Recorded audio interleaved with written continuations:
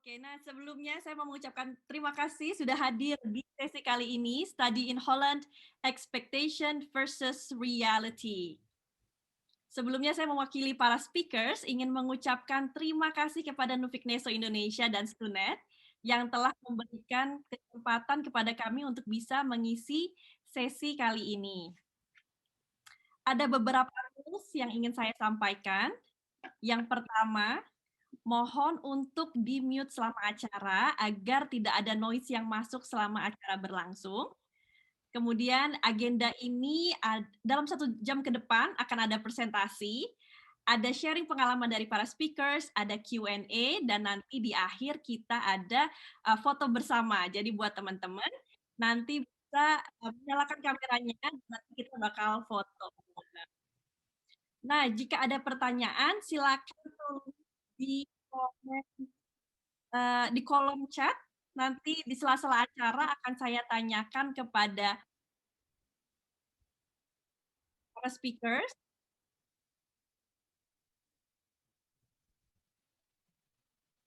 Dan nanti juga semaksimal mungkin kita akan bisa menjawab pertanyaan tersebut. Namun jika ada yang belum terjawab, Sobat Neso jangan khawatir, bisa menghubungi via email dan WhatsApp.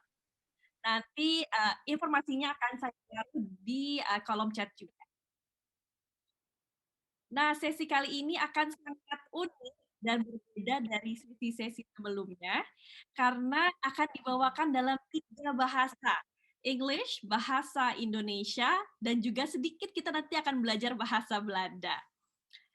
And now, please welcome the speakers for today. The first one, Aisha Akhir. She's a student scholarship awardee 2020 and also Master of Science candidate majoring marketing management at Rotterdam School of Management. She's joining from Rotterdam and and also a student in acculturation program at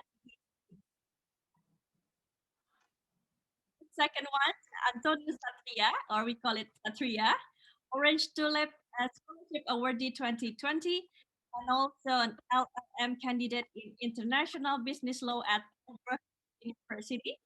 Satria Hi, everyone. is joining from Tilburg. Hi, nice to meet you all. And he was also a student at ETC in regular program. And the third one, Fons van Oosterhout, the director of Erasmus Training Center. He's joining from Jakarta. Thank you so much. Hi, Fons. Alles goed?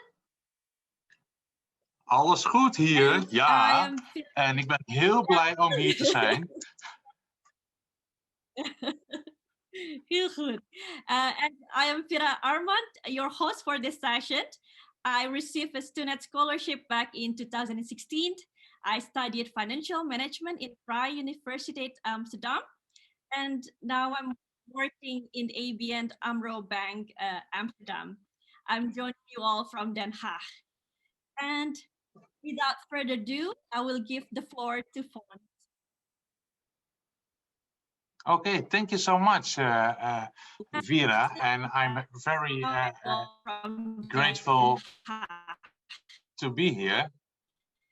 And so basically, I'm the director of the Erasmus Training Center here in Jakarta. And I'm grateful to be here. I want to thank also Nufik Neso, and of course all the participants, all the viewers today here present, and of course the host Vera and Antonius and Aisha. I'm really looking forward to a nice talk show, and basically, you know, the ETC is responsible for preparation for students going to the Netherlands. On the one side, academic, on the one side, on language training.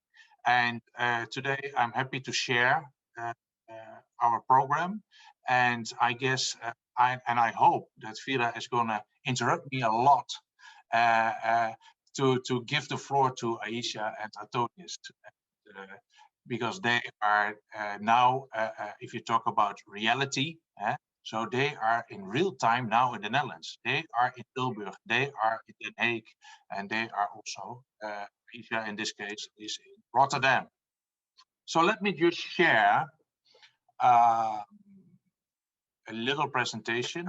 So this is like the backbone of today's talk show. So I go to the next slide.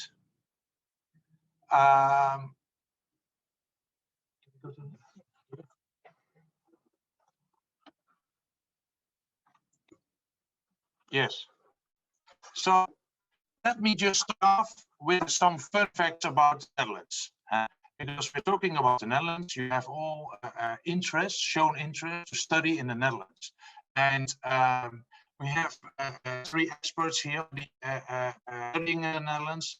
I have been in the Netherlands before, and I'm from the Netherlands, actually.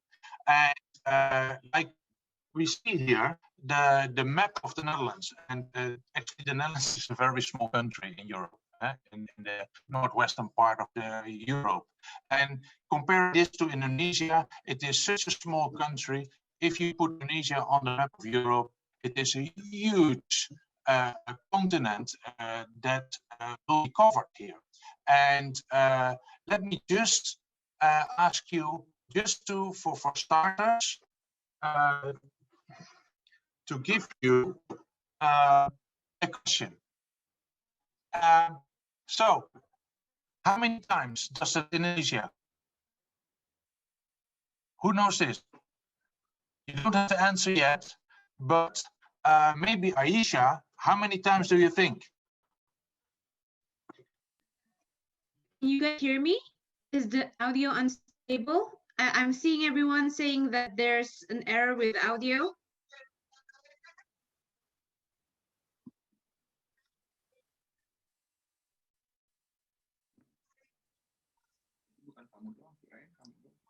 Is anyone can hear clearly right now? I think we can see from the chat, it's now getting better. Is it better now?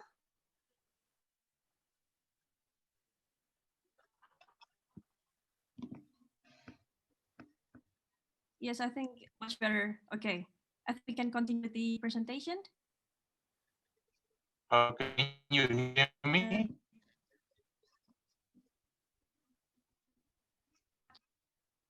Okay. I think all of you can think for themselves. But teman-teman semua, sorry, mungkin ini ada sedikit connection problem. And I'm happy to be here.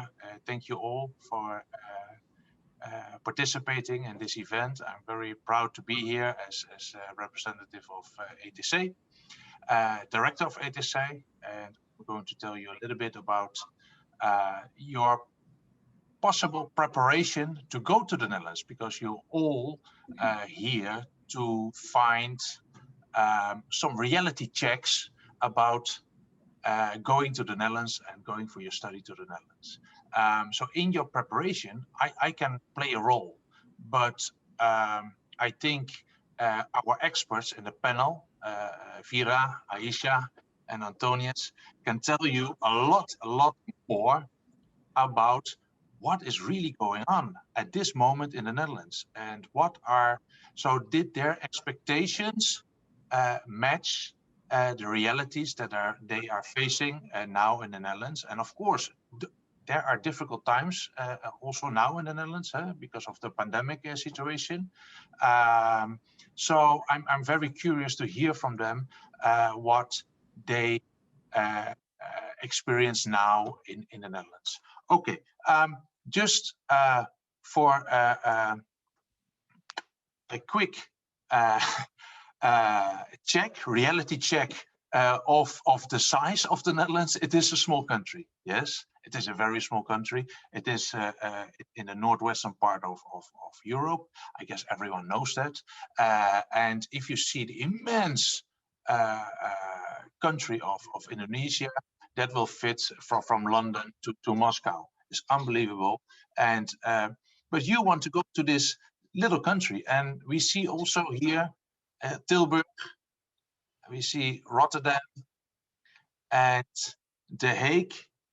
Where is The Hague? Here. Yeah. Yeah, Vera, you are here now. Yeah, And yes. Aisha is in Rotterdam. And this is Tilburg. This is Antonius. I'm originally from this city, Nijmegen. And the funny thing is, the Netherlands is so small. If I just go here from Kuningan to Kemang, yeah, in Jakarta, sometimes I'm in a macet, yeah, maybe 1.5 hours. If you travel 1.5 hours, you're already in the ocean, yeah.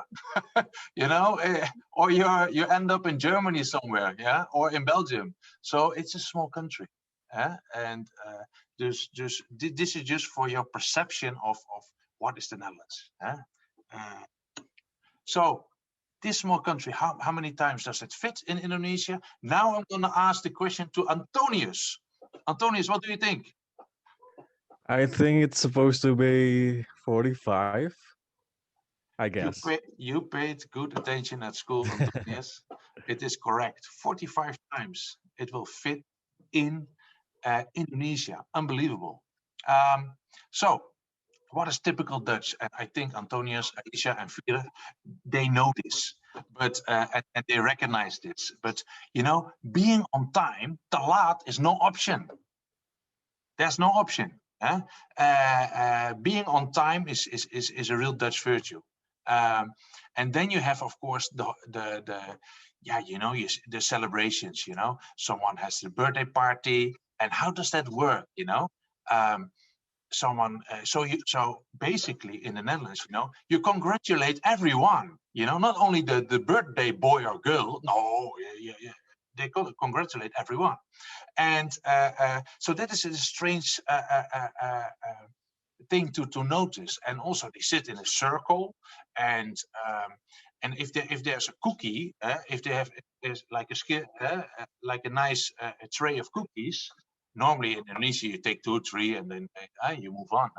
But there's expected just to take 1. Yeah, it's a little bit pelit, yeah.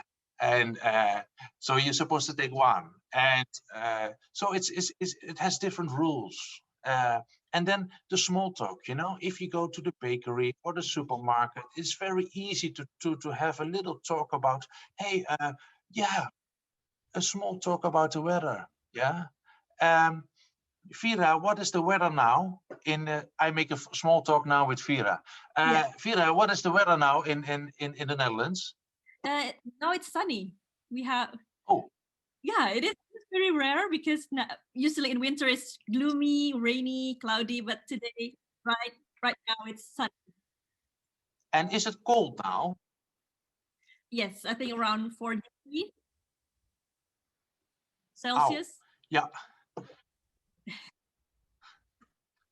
Yeah. So I'm lucky here in Jakarta, because if people ask me about the weather in Jakarta, it's all steady 30 degrees, all steady 30 degrees. So you have seasons in the Netherlands. And you don't have to check the weather in the Netherlands. We need to check every day you need to go out. You need to check the weather first, because you don't want to a t-shirt or jeans, have a coat or not. So yeah, that's the different thing. Yes.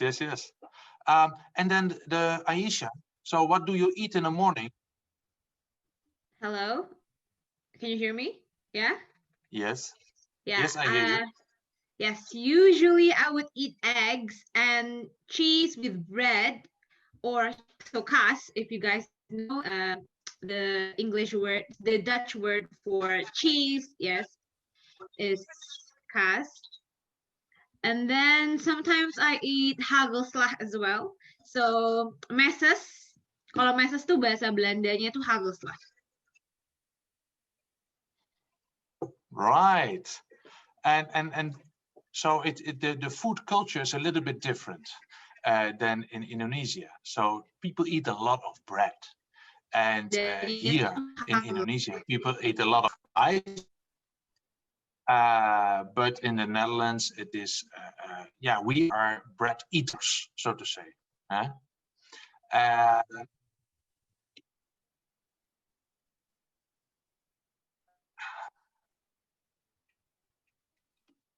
is going on?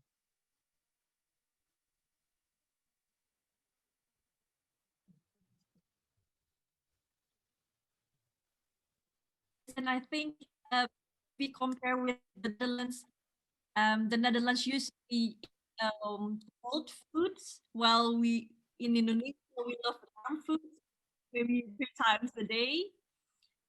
So rice, nasi goreng, and then another soup with the rice, and then another rice again for dinner. So I think in the Dutch culture is very simple. Maybe just bread met kaas, broodje met kaas, or broodje met yeah. And can you get Indomie, Antonius? Oh, I can get Indomie just 1 minute away from where I live, so it's so easy. Or with Indomie everywhere. Great. Okay, let's move on. Away from where I live, so we see here beschuit met muisjes.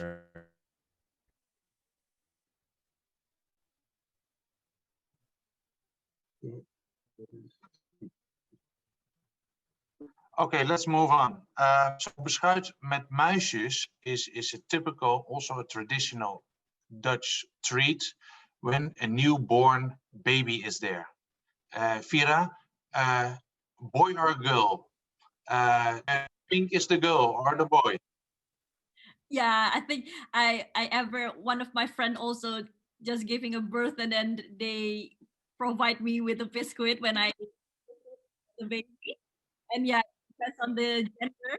If it's blue and white, it should be boy, and if it's pink, it should be a girl.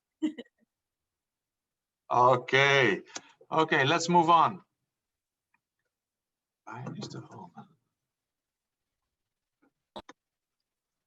We have to move on.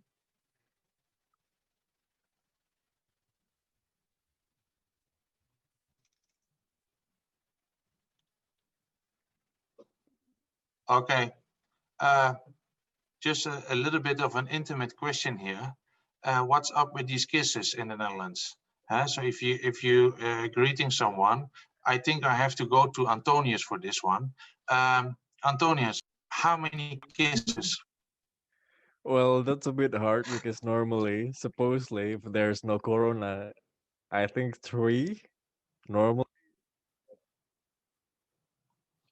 Okay, and is it the men that kiss each other or the man and the lady? So how does it work? For that one, I'm not sure. Can you guys help? I think it's every.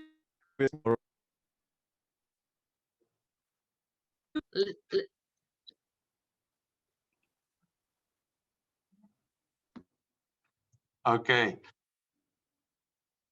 I guess now in Corona time, there's not a lot of kissing going on, of course.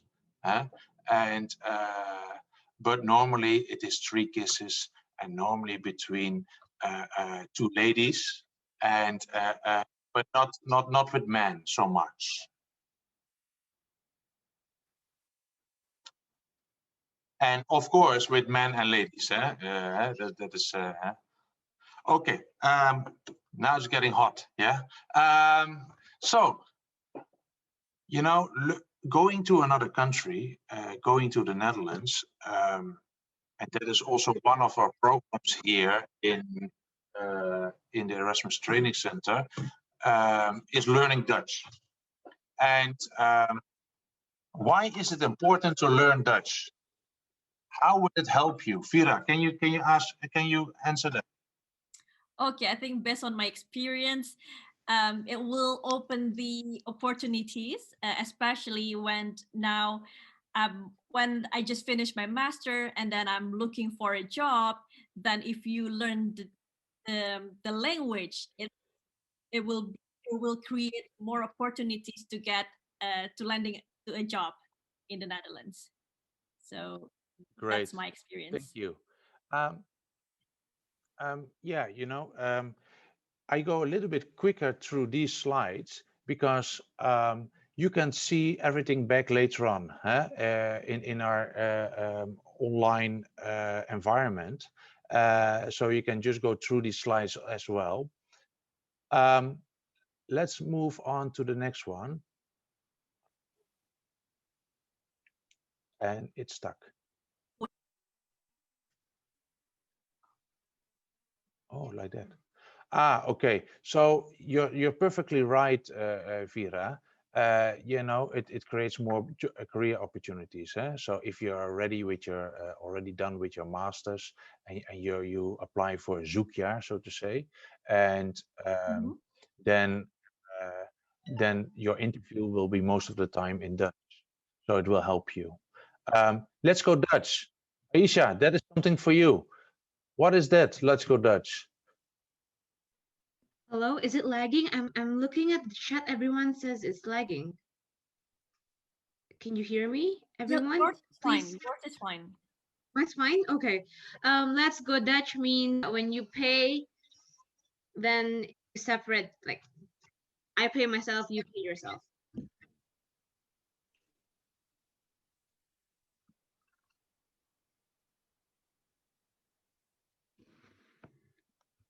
Okay, so if I go out with you, you're not paying. So not for yours. I'll pay for mine. Okay. Let's move on. Yeah. So I think learning Dutch helps also with practicalities, making friends. Yeah. Maybe we can also ask Satria, because Satria is learning Dutch in ETC. And maybe, yeah. Perfect. Maybe we Yeah. ask Satria. Well, taking a Dutch course in ETC. well, funny And thing, now he's because in the one in the slide is actually my photo. And then it's been a while that I learned Dutch. Yeah, that's me actually. And I only prepared to learn Dutch around 2 months before the departure. And then right after I arrive here, I get to meet more Dutch friends and I can practice a lot. So yeah, it's been going well for me. At least when I go to the market, to the supermarket, I can like communicate with people around me. So that's nice. Great. Yeah. Nice. Yeah, you're kind of famous here. That's why your picture's here. And of course, let's conclude this. This is the very famous sentence by Nelson Mandela. If you talk to a man in the language that he understands, that goes to his head, but in his own language, that goes to his heart. So you open up the eyes of people, yeah, and you make an effort. And I always try to make an effort here also in Indonesia, of course, because I'm here guest. And it's always good to make an effort. It doesn't, sometimes you think, oh, it's not coming out perfectly, or the order of the words is not good, but at least you try. So basically, learning Dutch is a real advantage going to the Netherlands. And Antonius, you were here in the Erasmus Training Center. No, I never been there. I took everything online. You're a smart guy. Yeah, it's COVID, of course, and we do all our courses. It was not a trick question, of course, but we do all our courses online now. It's COVID, you know, it's very hard to meet people now. Even in the Netherlands, they have now a rule, I guess. You can only invite one person. And there's an evening curfew at the moment. So you will be kind of stuck to your houses now. So this is just reality. That is also reality, what's happening now. Okay, so what do we do? So our vision is towards optimizing opportunities, creating goodwill and better friendship through educational services between the Netherlands and Indonesia. We do this through offering Dutch language and culture training as well as academic preparation. Yeah. So there's acculturation courses, there are Dutch courses, and there's academic courses. This is especially for students, academic courses. I come back to that later. Then you have acculturation, is more language and culture, and these are regular Dutch language courses. They will take longer time period, and they will go to the ERK levels. You start with A0 and you end up with B1, but it's a longer trajectory. Basically, this is actually this could be a funnel. And so in September last year, October last year, you explore studying abroad, maybe England, maybe the Netherlands, Germany, Australia, you know, it could be anywhere. Of course, the COVID situation now doesn't help, but in the line of expectations, and I talk to lecturers in the Netherlands, and they're saying we are preparing for face-to-face education in September. Hopefully, yes, they're already thinking of September. There's a lot of online education going on now, yes, and hopefully that will change. But the new academic year in September, and that is what you're also aiming for, is to start face-to-face education. Considering the Netherlands, you're here now, welcome. And you're gonna choose in this wide spectrum and university. Yes, maybe Rotterdam, maybe Tilburg, maybe Den Haag, or maybe Amsterdam, or the beautiful city of Nijmegen, my hometown. But yeah, you need to do something for it. You need to prepare yourself. And there are challenges here. You have to make your motivation letter, ALS or TOEFL test, and then you're preparing for admission. Then your letter of admission comes around April, May. And then, bam, admitted. Very good. June. And then, happy, yes. From April till September, you have a chance to really prepare yourself. Yeah, you can do that through, first of all, yes, acculturation courses here at the HSA. You can do academic preparation courses. Yeah, that's all virtual. So I put the Zoom sign there. This is all too. When you came to the Netherlands, did you have a soft landing in the Netherlands, Vera? Hi, Fons. Yeah, for me, it's not really soft. Yeah, I know that. Yeah, I joined the acculturation course, but then, yeah, it's different when you're coming to the Netherlands, and then you need to stick with the employee of the supermarket, or you need to buy a ticket in the NS station. So for me, yeah, the theory is okay, but then when it comes to practice, you need to do a lot of times in order to be fluent, I think. But I think for the basic knowledge, it is really important to get before we go to the Netherlands. And I think we can also ask Aisha, because Aisha also joining the acculturation course. Yep, I did. Last year. Yeah, I did. Which is very good for you guys because you guys can learn a lot. about the Dutch culture. It's not only about the language, and you also get to know other students there. So when you go to the Netherlands, you already have friends. Yes, that's also a right side. And can you tell me what is the typical day as a student in that course? Typical day, we usually start. That course. Hello? Yes, you can continue. Yeah. Oh, yeah. Right.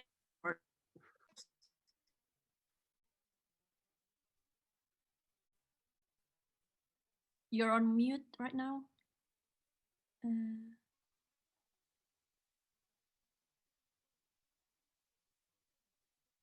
Aisha, are you there? Yeah,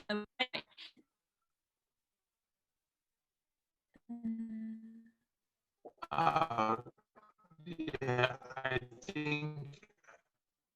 Okay, I think Aisha have a difficulty with the internet connection. I think we can continue. Pons. Right. Connection.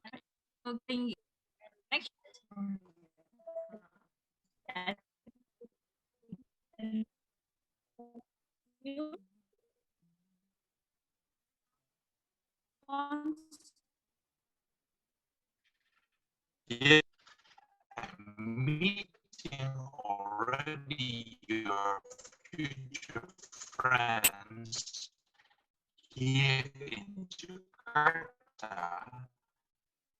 That's quite amazing. And in this acculturation course,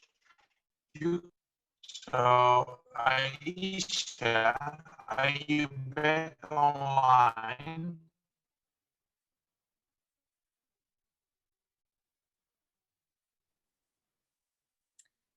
Aisha, can you hear? Can you hear us?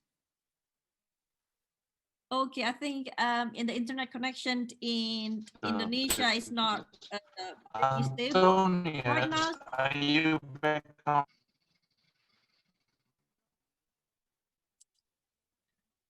Hello. Yeah, what was Yes, the question Antonius? again? That's Can right. you Antonius. Right. Hello. Yes, hello? Can you repeat the question again? Antonius? That's Priya. Okay.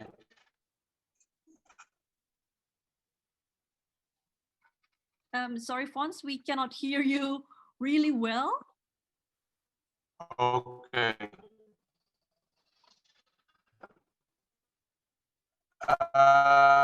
Okay, but Antonius,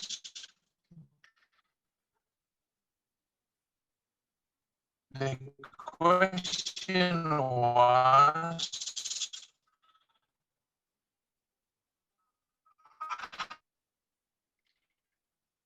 can you say anything?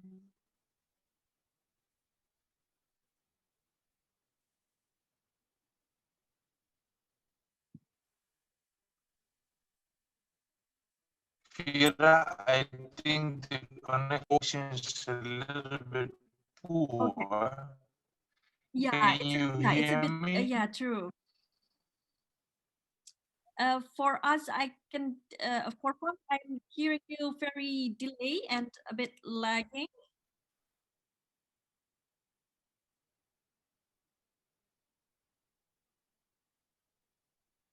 But if anyone can hear me well or not, I'm not really sure.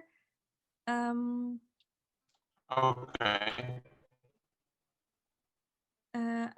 Satria, Okay. maybe you can share a bit. I continue. Okay.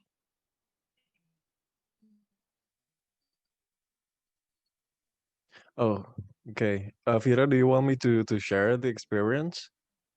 Yes, it's better for us Okay. for right now to if you can share what is your experience for the past few months living in the Netherlands, Yes. especially during COVID. Sure. Anthony, do you hear me? Okay. So when I first arrived in the Netherlands, everything was still open back in August. And then I had the chance to hang out with some international friends as well, which was very, very nice.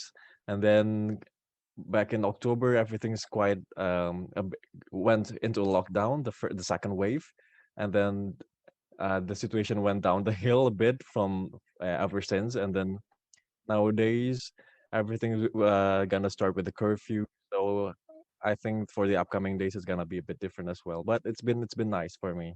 It's will open and then nowadays gonna start with curfew. So I think for the coming days, it's gonna be a bit different. But it's been nice for me. The virtual learning now in Edu University.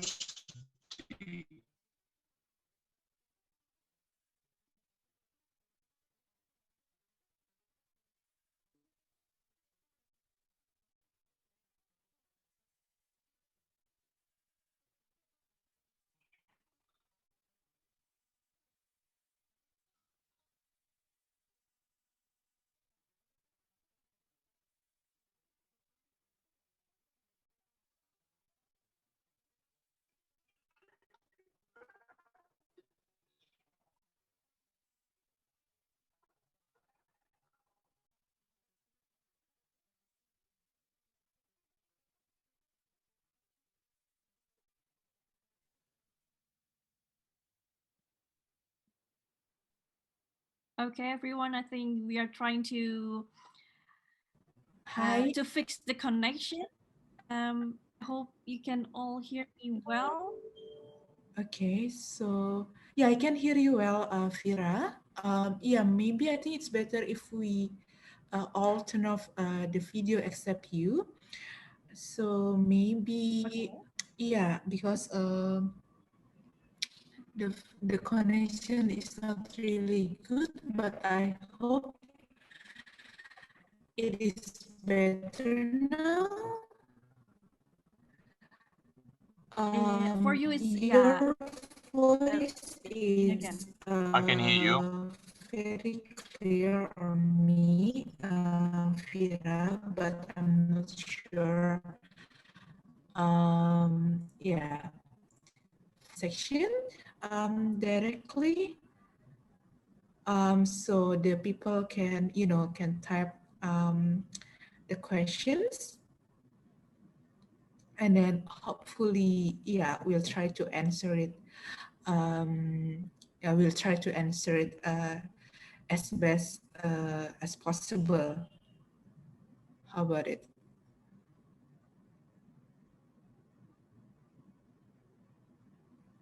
Oh, okay. Does anyone else have a problem hearing my voice atau udah clear semuanya? Sekarang udah lebih baik, Mbak.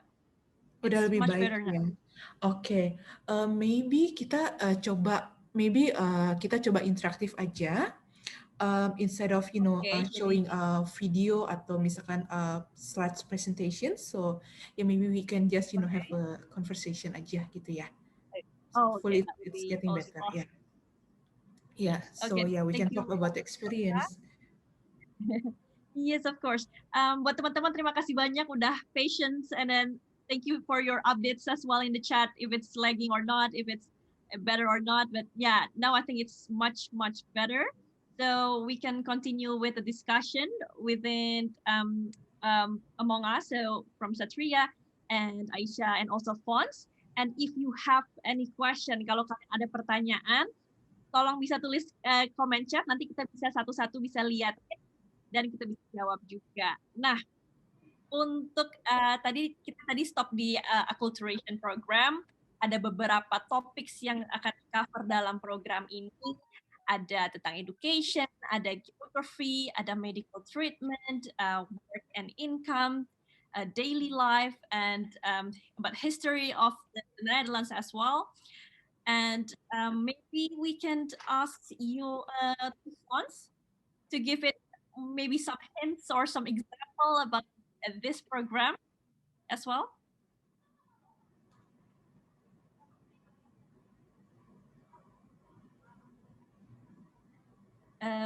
Can you hear me? Yes, it's very good. Okay. Yeah. So I think there sudah ada beberapa pertanyaan juga di kolom chat. Ya mungkin kalau mau sambil dijawab juga boleh. Ya bisa nih. Oke, kita jawab pertanyaan dulu ya kalau gitu ya. Kita lihat ada dari Afif Hakim. What is the GPA that normally achieved by Indonesian student initially in the beginning of the study? And I think Aisha can also share her experience because Aisha also have a degree bachelor in Groningen. So let's hear from Aisha. Well, when you pertama kali ke Belanda sih emang agak shock karena cara belajarnya beda. Kalau misalnya di istilahnya Indonesia itu sistem kabut semalam tuh bisa banget lah ya. Kita belajar sehari sebelumnya tuh kayaknya udah biasa gitu. Tapi kalau misalnya di Belanda, aku saranin emang harus nyicil.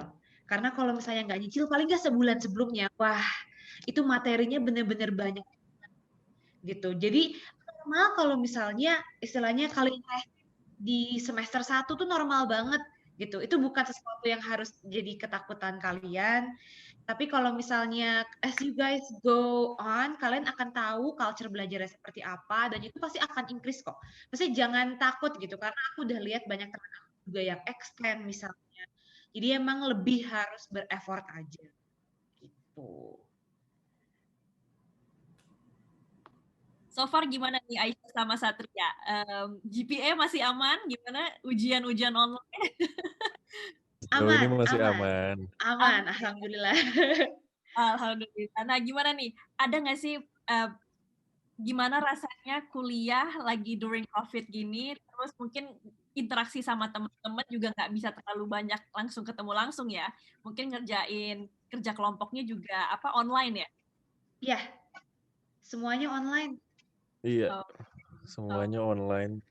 Tapi sebenarnya banyak juga yang nanya apakah jadi belajarnya lebih sedikit atau jadi ilmunya berkurang atau enggak. Sebenarnya enggak sama sekali sih. Justru sebetulnya lebih bisa fokus, materi itu betul-betul materi itu betul-betul kayak masuk. Oh, Oke. Nah, kalau dulu aku tuh kan dulu kuliahnya sebelum ada COVID. Jadi biasanya weekend pasti nyari kita trip kemana nih, ke Jerman atau ke Paris atau kemana.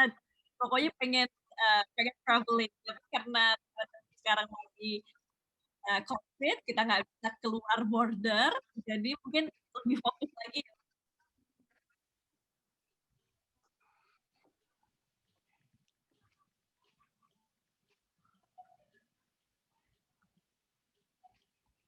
Nah, mungkin untuk masuk ke pertanyaan kedua nih, ada pertanyaan dari Grace. What would you have before you arrive in the Netherlands? Mungkin persiapan apa aja sih yang teman-teman persiapkan sebelum akhirnya berangkat ke Belanda?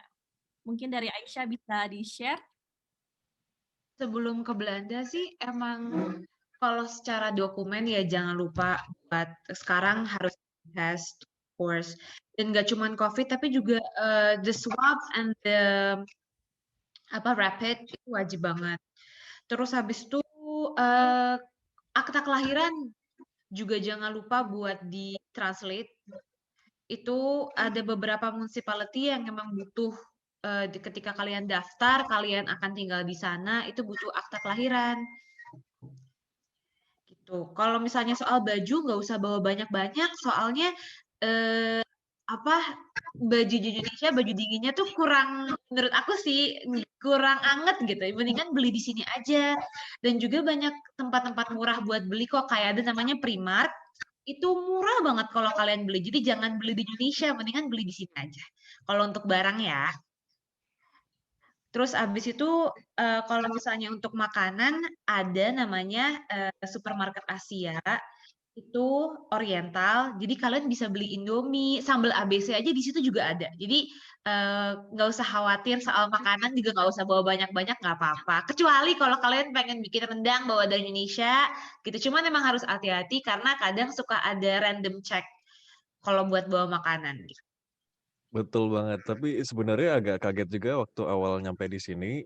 Ternyata makanan Indonesia tuh semuanya benar-benar ada komplit. Dan jadi sebenarnya cukup dari yang di Belanda aja sih semuanya yang kalian mau udah ada, nggak usah bawa yang banyak-banyak juga.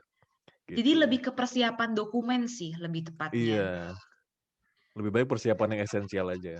Nah, bener banget tuh. Soalnya kalau misalnya dari makanan, sebenarnya karena banyak banget orang Indonesia yang di sini, makanan kita udah mungkin nggak homesick kali ya, karena saya juga di sini udah mau 5 tahun. Apalagi di Den Haag itu banyak banget restoran Indonesia ya, jadi kayak udah berasa mungkin provinsi Betul. 35 gitu ya. Oh ya, ada cerita lucu juga sih, kemarin sempat ngobrol-ngobrol sama teman dari Turki. Ketika dia pertama kali datang di Belanda, terus dia tanya ke teman Belanda, kalau di sini makanan yang lunch yang khas di Belanda apa ya? Kemudian teman Belandanya nunjukin lah, ini di supermarket ada, namanya sate. Which is sebenarnya itu salah karena harusnya makanan Indonesia. Terus mereka juga jelasin ya, well, this is actually Indonesian food. They were the colony and everything, so we take it from them. Funny story.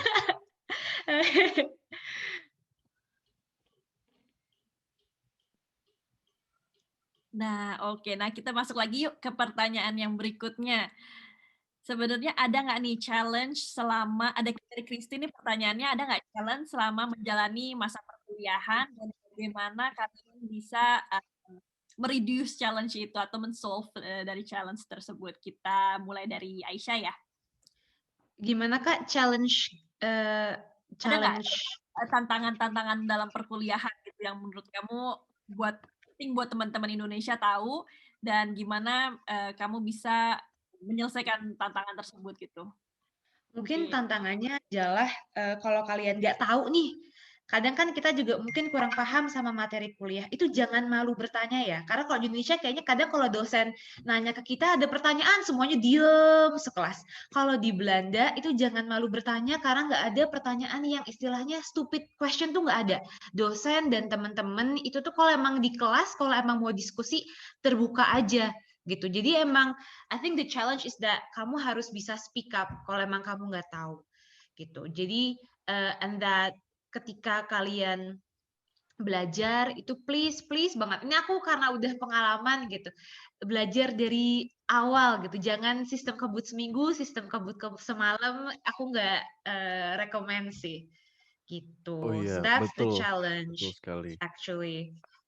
Setuju sama Aisyah, sama ada satu hal juga yang expectation sama realitinya agak beda. Kalau kita misalkan pikir, oh orang Indonesia studentnya tidak lebih pintar daripada yang di luar negeri, itu big no. Actually, orang-orang Indonesia studentnya nggak kalah pinter kok dari orang-orang yang internasional juga di sini. Jadi jangan takut untuk bicara juga sih kalau belajar di sini, gitu.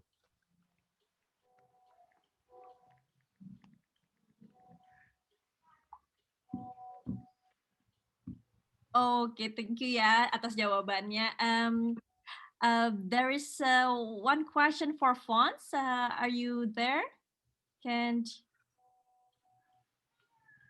Okay. Yes, I'm here. Yay! Still here. Yes, yes. I have a question for you. So I think now that we are in the COVID-19 pandemic, and then the course are offered in Zoom, and I think how ETC maintains an effective learning environment via Zoom. Okay, yeah. This whole COVID situation, we all have to deal with it. And the fact is that we cannot meet face to face, we have to do it virtual. And we use virtual classes through Zoom.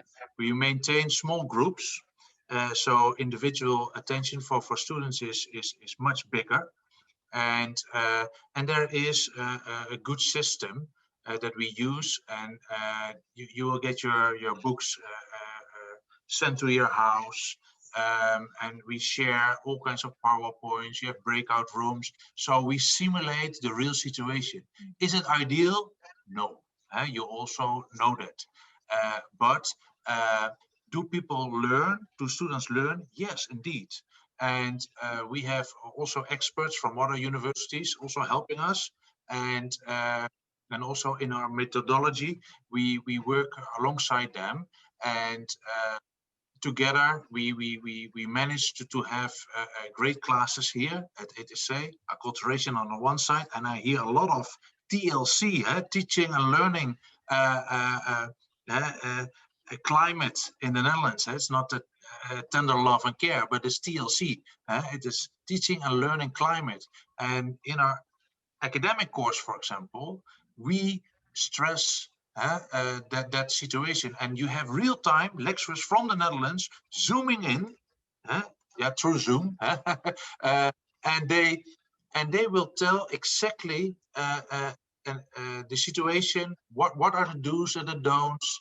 How is education being practiced in the Netherlands? Because it's all about groups. It's all about processes.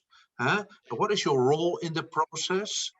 And working together on a challenge and working to one solution. So basically, to answer your questions, we do a lot virtual, and our classes will all continue virtually.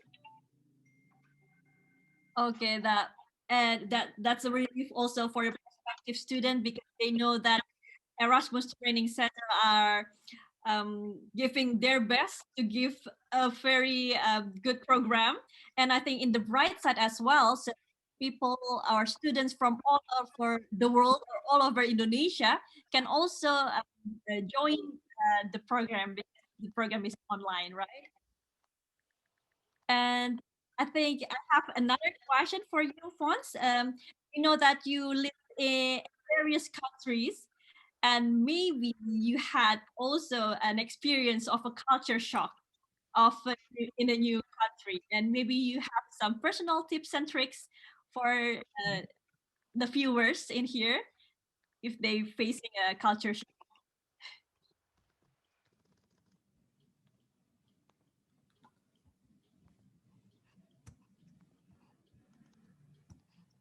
You're still on. Okay, I know. Well, culture shock, yes, of course.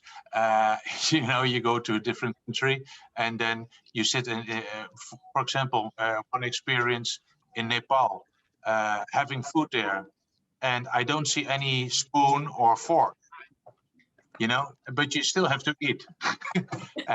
And then you look at the people, and they wash their hands and they eat with their right hand, and then you try to copy that as good as possible, but then you end up with a very dirty shirt, and you do it all wrong. But culture shock. There are culture shocks, and you try to learn, to observe, and to see how people are moving around. What are the customs, and you try to blend in. And here in Erasmus Training Center, we give you the tool set to do that, and give you already tips and tricks that you're not like, oh my God, what is happening here to me? And so culture shocks are there. It's nice to have a culture, these different cultures, because you just have to open yourself up and think, okay, this is just not better or worse. It's just different. Yes, and I think it depends on the time as well. So the more you're staying, then you will adapt to a new life. And for me, for example, now I'm already almost 5 years in Texas, and it feels like home right now. So I think it's also this live you right now.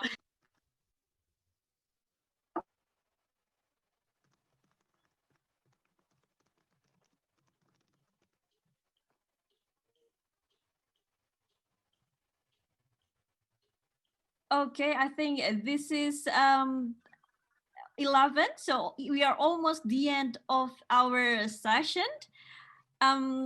Thank you all for your questions. I think now that we are at the end of our session, is it okay to have a few more questions? Let's hear from the from Patia mungkin.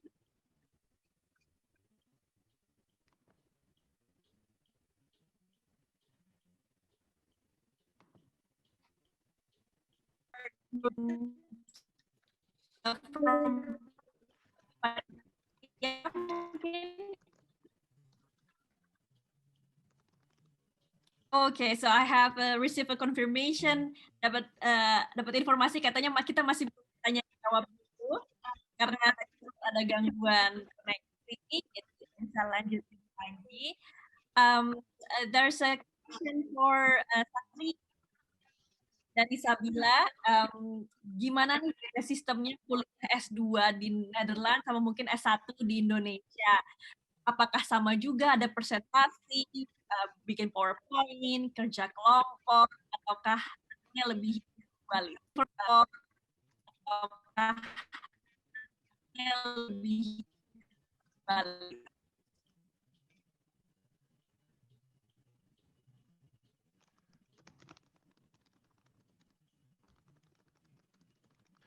Ya kalau pengalaman kuliah di sini lebih banyak untuk kerja kelompok, negosiasi, kemudian presentasi. Jadi biasanya kalau di kelas yang online itu kita bukan cuman kayak belajar searah dari dosennya, tapi betul-betul debate atau question and answer, discussion gitu sih. Very dynamic lah. Cuman belajar searah dari dosennya, betul-betul debate lah.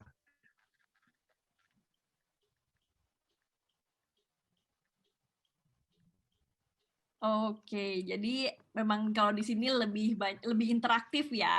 Iya, kalau betul. Mungkin lebih one way communication, lebih banyak diajarin, tapi kalau di sini kita dalam kelas beneran harus mikir juga dan mungkin memberikan informasi atau ide baru. Dan biasanya kelas itu kan walaupun kita nggak ketemu secara langsung, tapi kan nama kadang-kadang langsung muncul di Zoom kan. Jadi dosen tuh juga bisa langsung, okay, Antonius, what do you think about this? Okay, let's discuss. Jadi engage banget kelasnya sih. Iya. Jadi nggak ada yang istilahnya masuk ke kelas, kepala kosong itu nggak itu bisa. Terima kasih buat jawabannya. Nah, ada pertanyaan lagi dari di Belanda, katanya masyarakatnya bisa memahami bahasa Inggris. Belanda tidak malah. Apakah ini berlaku juga ketika orang pergi ke pedesaan di Belanda? Ada nggak nih yang punya pengalaman jalan? Sejauh ini pernah agak iseng-iseng sih, Wonderland atau jalan-jalan gitu kan. Jadi bisa naik kereta terus masuk ke village kecil atau dorp. Nah terus orang-orang kalau kita ajak ngomong bahasa Inggris ya masih balas juga sih pakai bahasa Inggris. Ya tapi of course pakai bahasa Belanda mereka lebih mengena ya kayaknya ya. Gitu. Kadang-kadang kalau misalkan orang-orang kita ngomong bahasa Belanda tapi belum terlalu bagus, ya kalau saya bilangnya sorry ik ben Nederlands aan het leren. Jadi ya. Fonts ngangguk-ngangguk nih, bagus nih. Logatnya bagus kan, kayaknya accent-nya dapet nih Dutch-nya. Yeah. Okay. There's a practical question from Dedi. Dedi asks, apakah memasak sendiri dengan membeli, berapa sih beda saving-nya? Mungkin Aisyah bisa share, lebih suka masak atau makan keluar nih, take out? Aku lebih suka masak di rumah sih, soalnya emang jauh lebih murah kalau misalnya, let's say gini, sekali makan keluar itu kamu biayanya 15 sampai 20 euro, kadang bisa sampai 30 euro, tergantung kamu makannya apa. Terus kalau misalnya kamu masak sendiri di rumah, itu per bulan nih, per bulannya itu bisa dari tergantung kamu makannya apa, 100 sampai 150, let's say maksimal 200 euro per bulan tapi. Nah, 200 dibagi 30 itu lebih murah kan per harinya dibandingkan kamu sekali makan keluar 30 euro. Iya, jadi savingnya sebenarnya lebih banyak banget ya.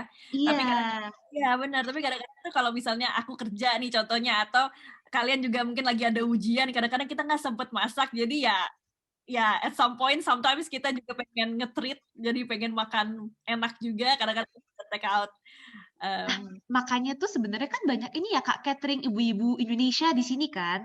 Jadi Oh, ada juga ibu-ibu Indonesia tuh jualan. Jadi di kota kalian tuh biasanya ada grup PPI atau grup Indonesia di mana ibu-ibu biasanya per minggu itu mereka ada catering. Nah, itu biasanya paketnya bisa dibilang let's say 5 euro sekali makan gitu. Itu kalian bisa saving banyak daripada makan di restoran. wah, nice tips juga tuh dari Aisyah. Nah, ngomong-ngomong soal makanan, mungkin kita bisa ngebahas tentang grocery shopping. Di presentasi sebenarnya ada tuh penjelasan mengenai supermarket atau ya tempat-tempat di mana kita bisa berbelanja. Nah, kebetulan ada pertanyaan dari Wilbert menanyakan apakah membeli barang di Albert Heijn bisa terbilang murah atau ada lagi supermarket yang lebih murah dari Albert Heijn? Mungkin Satria punya pengalaman? Oh, kalau buat makanan di sini justru Albert Heijn itu yang ya kualitasnya atas, harganya juga termasuk yang ke atas sebenarnya. Tapi yang lebih low cost dari itu sebenarnya ada Aldi, terus ada juga misalkan Dirk. Terus kalau misalkan di setiap kota tuh ada juga toko-toko Turki. Nah, karena biasanya teman-teman cari yang halal atau yang ya lebih murah juga, di situ ada banyak toko Turki di setiap kota gitu. Oke, benar banget nih. Jadi kalau tadi udah disebutin ya, terus kalau misalnya belanja-belanja shampoo gitu kan ya, kadang-kadang itu malah ada supermarketnya khusus, contohnya di Kruidvat atau di Etos, itu biasanya Iya. suka banyak promo-promo diskon atau Iya, promonya kayak buy one get one, buy two get two gitu. jadi sangat Atau 1 tolong euro ya. tapi udah langsung sebundle gitu kan. Iya benar. Iya, benar-benar. Kalau aku malah kayak kalau buat sabun dishwasher gitu, tiba-tiba ada promonya bandelnya 1 tahun. Jadi beneran beli 1 tahun, beli buat 1 tahun ke depan. Nah, kita lihat lagi ya, pertanyaan apa lagi nih? Oh, ada pertanyaan dari tadi yang sempat saya baca, kalian persiapannya berapa lama sih buat nyiapin apa namanya, scholarship ini? Kan kalau ya, coba Aisyah bisa cerita. Wah, itu aku sejujurnya cukup lama ya. Karena gini, diawali kan dengan kalian harus dapat letter of acceptance dari kampus. Di kampus kalian di Belanda, sebelum kalian bisa apply untuk beasiswa, paling penting menurut aku adalah dapat letter of acceptance.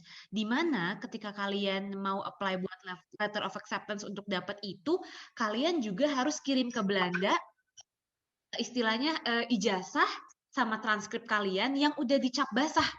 Jadi nanti emang akan memakan waktu agak lama tuh untuk mendapatkan letter of acceptance. Jadi memang pertama kalian akan dapat namanya istilahnya conditional. Jadi kalian keterima, tapi belum yang super fix banget karena kalian belum kirim ijazah sama transkrip yang di tab basah. Nanti ketika kalian udah kirimin tuh ke Belanda, baru kalian dapat yang namanya unconditional. Nah, surat unconditional itu yang kalian pakai buat apply beasiswa. Jadi itu increases your chance untuk bisa dapat beasiswa sih ketika suratnya itu unconditional. Karena istilahnya kalian fix, oh kamu keterima gitu. Karena aku yakin banyak banget orang yang apply itu pakai surat conditional gitu. Jadi untuk istilahnya menurut aku ya, itu daya plus sendirilah kalau misalnya suratnya itu udah unconditional, dan itu mungkin dari kalian apply nih ke kampus sampai kalian dapat surat unconditional itu mungkin bisa sampai 1,5 bulan 2 bulan, itu baru itu doang, belum nanti harus IELTS, Misalnya, itu kalian juga kan pasti IELTS preparation. Let's say kalian les dulu, tuh sampai kalian ujian gitu. Kalau emang aku sih ngerasa waktu yang IELTS biar dapat nilai yang emang bener-bener bagus, itu tuh mungkin sekitar 3 bulan lah at least. So itu baru first step aja udah 5 bulan in total lah. Mungkin ya kurang lebih let's say 4 bulan untuk persiapan, another 4 months proses beasiswanya gitu. Karena beasiswanya kan mulai dari admin sampai nanti ada tahap pertama apa namanya kalian mungkin di interview, habis itu harus kasih surat ini itu. Tapi total nih dari aku persiapan sampai akhirnya keterima beasiswa itu 8 bulan. Total. It's almost a year. So Almost ya a year. persiapannya Iya, memang betul. matang ya, tapi kan akhirnya hasilnya juga ada, keterima, dapat Stunet. Alhamdulillah. Oke, kalau dari Satria gimana? Preparation betul kata Aisyah, emang idealnya persiapan tuh jauh-jauh hari sekali, kalau bisa di atas 6 bulan atau setahun sebelumnya, karena harus rapi, kemudian semuanya juga harus kalian plan dengan baik. Ada jadwal yang beda-beda kan, jadwal universitas application, jadwal IELTS, terus jadwal scholarship-nya sendiri, gitu sih. Tapi of course, balik lagi, semua orang jalannya beda-beda, jadi kalau misalkan kalian, udah mepet, nanti ada Stunet deadline atau OTS deadline, jangan berkecil hati juga, tetap dicoba kalau kalian mau, kalian plan dengan baik begitu. Ya, karena ada beasiswa dari kampus juga kok gitu. Kayak beasiswa tuh sebenarnya banyak. Ya. Oh iya benar banget nih. Nah kalau dulu aku itu ngambil beasiswa partial dari Stunet. Jadi tuition fee dari Vrije Universiteit Fellowship Program, and then living cost-nya dapat dari Stunet. Itu juga katanya chance biar keterima Stunetnya juga karena co-founding jadi lebih besar. Nah mungkin buat teman-teman ini juga salah satu tips. Nah there's another question. Ini tentang lebih ke practical. Dari Alif, bagaimana tentang housing in the Netherlands? Mungkin teman-teman Satria bisa share gimana sih caranya dapat accommodation after you got accepted in the university? After I get accepted in the university, you can open the website, the official website from the university, and then they can give you the recommendations for student housing. Di sini ada banyak. Nah, itu kalian bisa range harga yang masuk dengan budget kalian, bisa pilih. Atau setelah kalian apply juga, ada option to SLAH sebenarnya. Jadi kalian bisa apply juga untuk pengurangan biaya, begitu. Boleh tahu nggak nih kisarannya berapa kalau di Tilburg buat accommodation? Buat accommodation di sini, Woning di sini lumayan oke dibanding di kota lain kebetulan. 200-an itu bisa banget dapat student. Nah, langsung kaget kan Vira pasti. 200-an tuh bisa dapat. 100 Amsterdam kali ya? Amsterdam, Rotterdam nggak dapat euro you can get. Rotterdam nggak dapat. Dan Nggak Haag juga dapat. nggak dapat. Iya. 300. Range-nya 200 sampai 700 tuh ada. Kalau di Tilburg. Dan kalian jangan khawatir ya, ada juga beberapa orang Indonesia yang mereka pengen housing bareng gitu. Biasanya tuh jadi ada, let's say orang PhD, lalu dia rent rumah gitu. Terus abis itu mereka istilahnya nih couple-nya, mereka ngerent kamar yang ada di rumah mereka gitu. Dan itu harganya biasanya lebih murah ketika kalian sharing, house sharing. Itu akan lebih murah jatuhnya daripada kalau kalian studio sendiri gitu.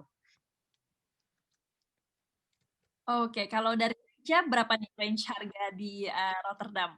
Mungkin banyak aku kebetulan sekarang memang tinggal sama keluarga gitu di sini. Cuman kalau yang waktu aku dulu nyari-nyari sendiri itu rata-rata 500 ke atas ya.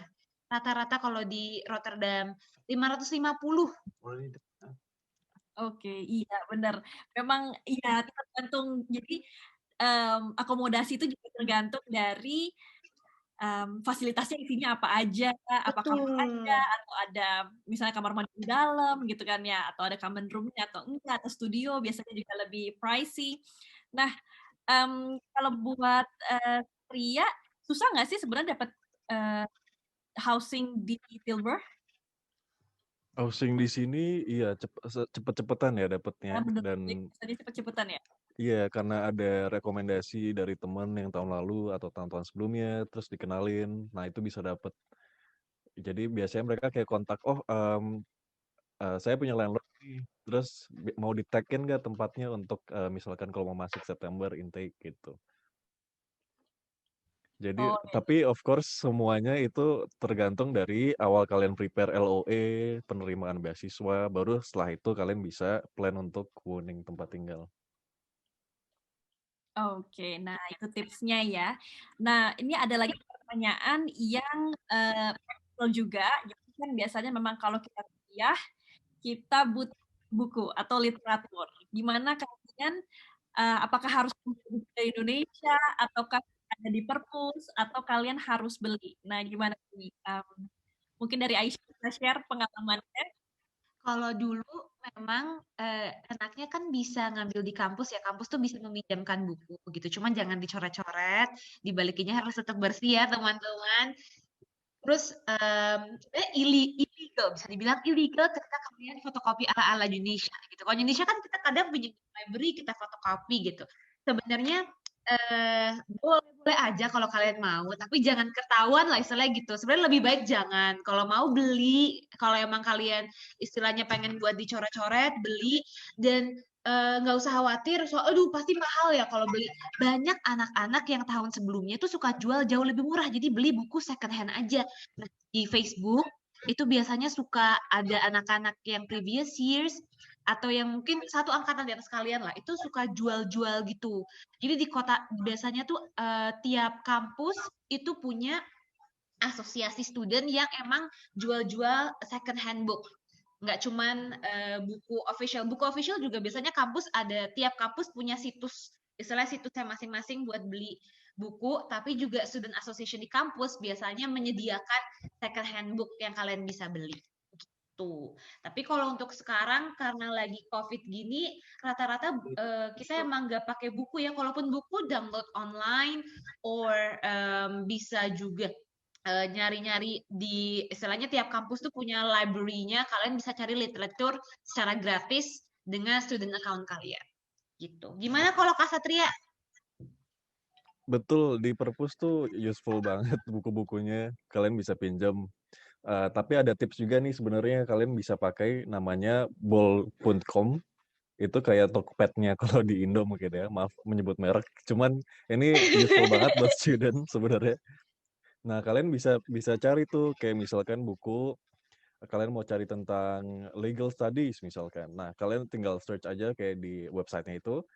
Harganya of course yang original atau yang baru lebih mahal. Nah, tapi untuk student kalian bisa pilih yang second hand. Nah, di situ harganya bisa setengah harganya. Free ongkir juga biasanya gitu. Oke, nah itu tadi tipsnya ya teman-teman. Sekarang ada pertanyaan lagi nih, gimana sih a typical day as a law student misalnya di saat ini seperti apa? Boleh diceritain nggak? Mungkin dari jam 9 pagi sampai malam seperti apa tuh? Dari Satria mungkin? Nah, ini salah satu keuntungan dari kuliah online. Jadi bangun pagi tuh bisa mepet dari jam kuliahnya, although not recommended of course. But well ya, everyone I think does that as well. Ya misalkan kelas mulai jam 8, bangun ya 7.50, atau kadang-kadang bahkan breakfast sambil di kelas.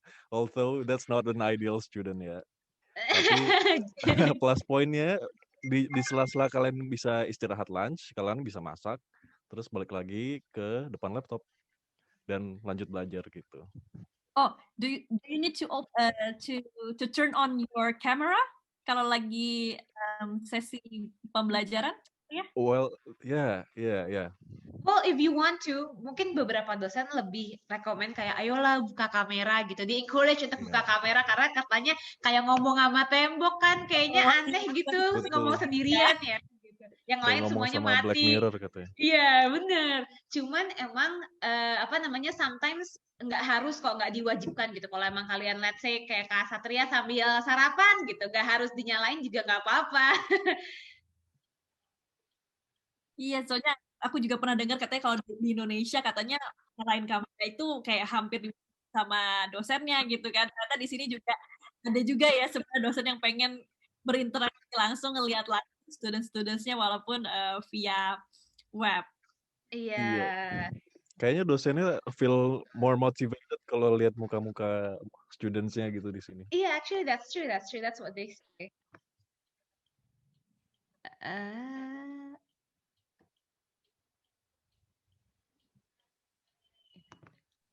Okay, let's see if we have any other question. Do you have any experience of kerja part-time, Satria Aisyah? Aku enggak, Kak. Aku selama pandemi ini nggak bisa juga sih Iya memang. sih, memang kan kita terbatas ya ininya. Iya. Iya, beberapa ada.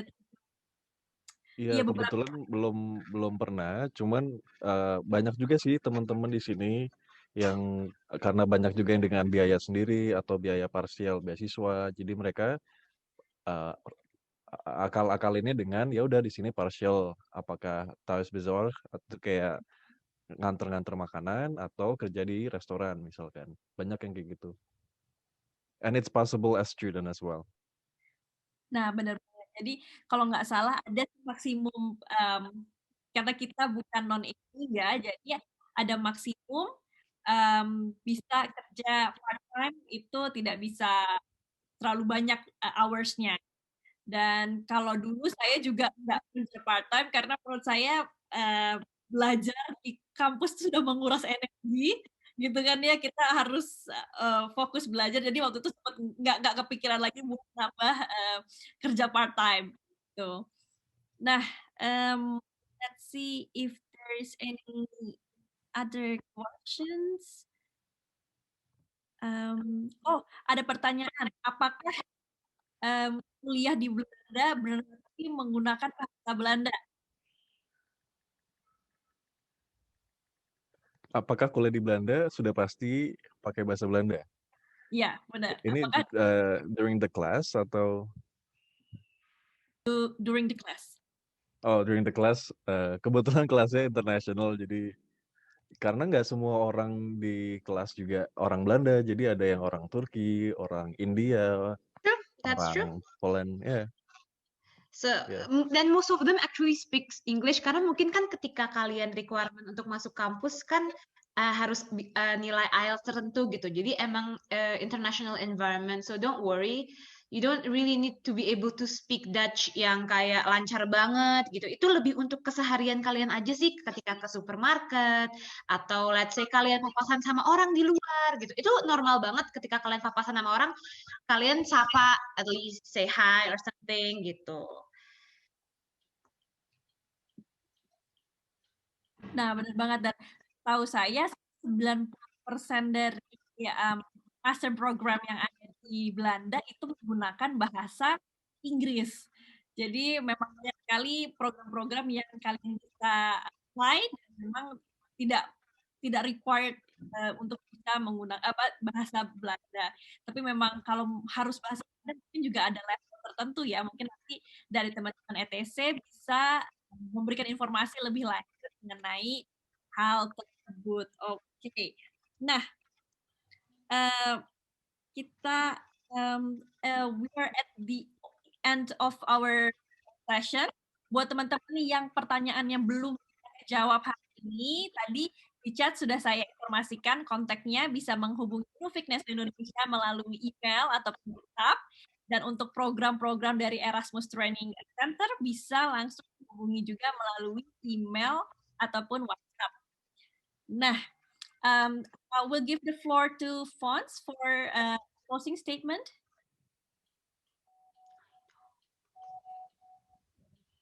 Okay, let me check.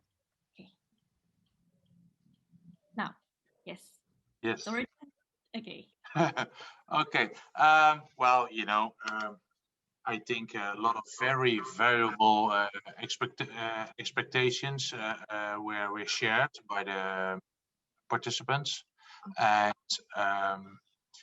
also they try to match the realities, and different realities are there. Everyone is different, you know, and your experience is not the same as anyone else's experience.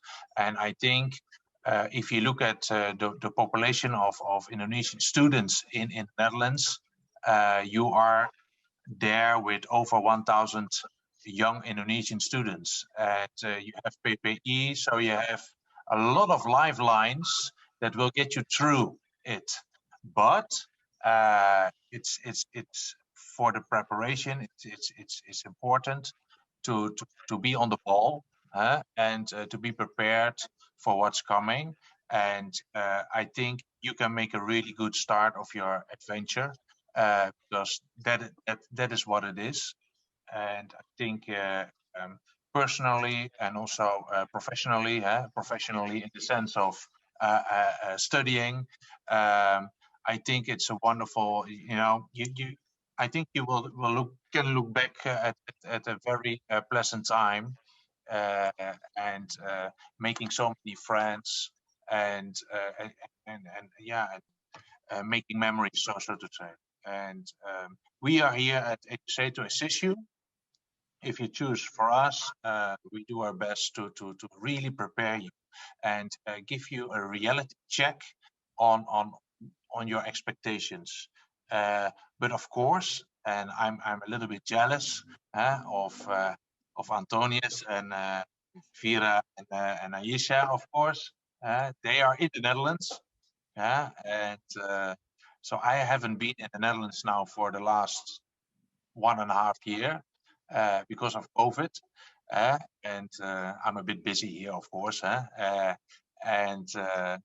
But hopefully this summer I will go to the Netherlands and make my rounds to many universities and share thoughts there, and that is all for the betterment of Indonesian students going to the Netherlands, so to say. So I wish you all the very best in your adventure, and I want to thank also Nuffic-NESO and all the viewers here attending this reality show, and of course you, Vera, Antonius, for your participation, and Aisha. Good luck in Tilburg, good luck in Rotterdam, and good luck in Den Haag. Den Haag, The Hague. All right, and these are difficult times, COVID times, but most probably in a few months, when spring comes, everything becomes more sunny and more clear for you guys. And I wish you good luck. And for example, Aisha, I see you with a thick coat on. You must be cold. But I go back now to my house here in Jakarta and enjoy my weekend. Happy weekend, everyone. Thank you so much. Yeah. Yes, thank you, Fons. I think please stay for a while because later we will have a group picture. And thank you so much also for your session. It was really nice, really inspiring, and I hope that a lot of new prospective students now know about the program of ETC, and they can search in the WhatsApp, of course, and ask via email or via WhatsApp to the ETC team. And I think a small maybe closing statement from Satria. Any other tips for the last? Yes. Yeah, maybe Vera can. Oh yeah, unmute. Okay, I'll unmute. Kita sama-sama take pictures ya, teman-teman. Okay. Yes. 1, 2, 3. Sebentar. Mudah-mudahan muka-muka yang terpampang di sini nanti adalah muka-muka yang nanti bisa join segera ya ke Belanda, misal teman-teman yang Mbak Vera sudah alumni atau Aisyah dan Antonius juga yang sedang studi di Belanda. Mudah-mudahan. Amin. Amin. Iya, tunggu semua di Belanda ya. I hope we can whenever you're coming to the Netherlands, please let us know. Of course, maybe we can each other face to face. Ya, sekali lagi mohon maaf juga untuk segala kekurangan dan kendala teknis yang sempat terjadi. pada acara hari ini, tapi mudah-mudahan message yang ingin disampaikan dan ingin diketahui oleh teman-teman itu semuanya tercapai ya. Jadi apapun yang kalian ingin ketahui itu sudah terjawab semua. Kalau misalkan ada pertanyaan lebih lanjut nanti tentang studi di Belanda seperti apa, lalu juga beasiswa, nanti bisa menghubungi kami, Novik Neso Indonesia, atau kalau misalkan teman-teman mau tahu informasi lebih banyak tentang program akulturasi dan juga ingin belajar tentang bahasa Belanda, nanti silakan untuk bertanya langsung ke Erasmus Training Center di Jakarta. Terima kasih teman-teman atas waktunya. Thank you all. Thank you.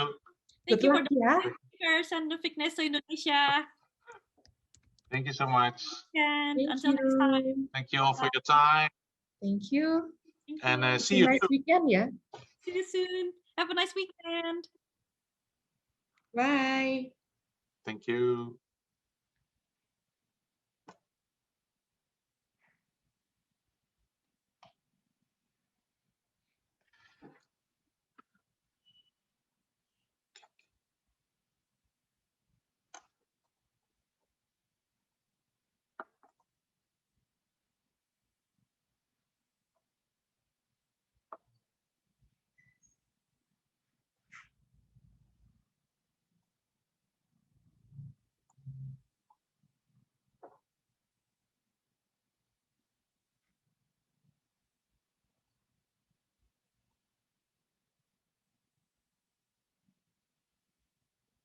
Teman-teman participants mungkin bisa sambil sudah boleh untuk leave videonya.